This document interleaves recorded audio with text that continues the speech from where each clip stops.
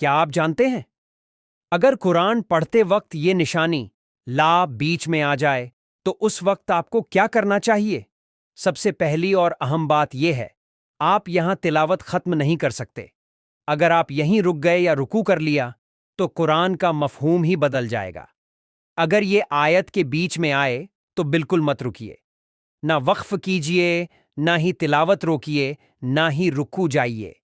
لیکن اگر یہی لا آیت کے آخر میں آئے تو وہاں تھوڑی دیر رکنا جائز ہے، کیونکہ وہاں وقف کرنا سنت ہے، مگر وہاں بھی پوری تلاوت بند کرنا یا رکوع میں چلے جانا غلط ہے۔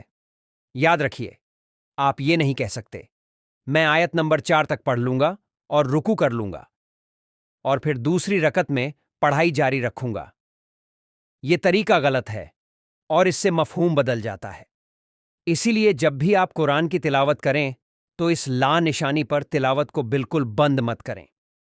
ایسی اور تجوید کی اہم باتیں جاننے کے لیے جڑے رہیے۔